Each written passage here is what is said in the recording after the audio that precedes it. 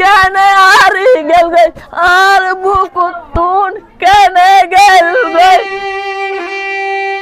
অভাব অনটনের সংসারের হাল ধরতে বছর 6 আগে পাড়ি জমান আরব আমিরাতে।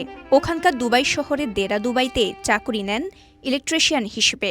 কিন্তু সংসারে ভাগ্য ফেরানোর আগেই একটি বৈদ্যুতিক দুর্ঘটনায় না ফেরার দেশে চলে গেলেন প্রবাসী যুবক মোর্শেদুল আলম বাবু। গত ২৬ মে কর্মক্ষেত্রে বিদ্যুৎ স্পর্শে মারা যান বাবু। এরপর ১৭ দিন পর ১২ মে বৃহস্পতিবার সকালে বাবুর মরদেহ আনা হয় তার গ্রামের বাড়িতে। এ সময় চট্টগ্রাম জেলার ফটিকছড়ি উপজেলার নাজিরহাট পৌরসভার আলিমিয়া হাজি বাড়িতে নামে শোকের ছায়া। একমাত্র উপার্জনক্ষম সন্তানকে হারিয়ে পাগল প্রায় মা শামসুন নাহার। হার বুতুরে বিদায় মারে মা পুতুরা তো আইব সকলি আইনু ভাইলাম আর বুতে তো সঙ্গ তুন দিলু রে ও ফুতলে ফুললে ভূত পুত কেনে আর দাগা দি যার গইরে ফুত। জানা যায় ৩ বছর আগে মারা যান নিহত প্রবাসী মোর্শেদুল আলম বাবুর বাবা দিনমজুর জমির উদ্দিন।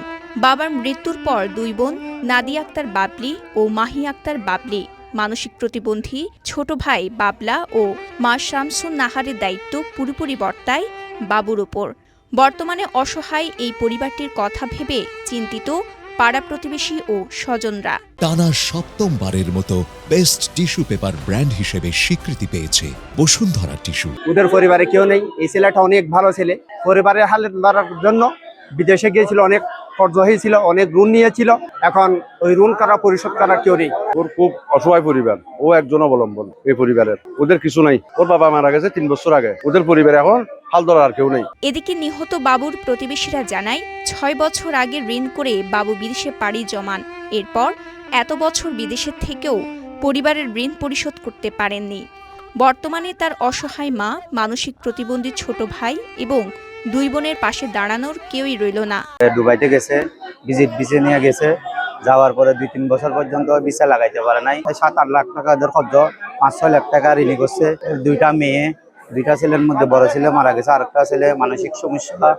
তারপর আমার ওই খালতো বোনের জামাইটা 2-2.5 বছর আগে ক্যান্সারে মারা গেছে। অনেক কষ্ট হয়েছে।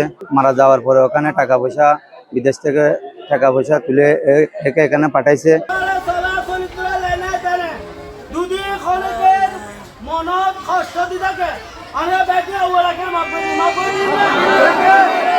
চট্টগ্রামের ফটিকছড়ি থেকে মোহাম্মদ নাসির উদ্দিনের পাঠানো তথ্যচিত্রে সাফা মারওয়া, কালের কণ্ঠ।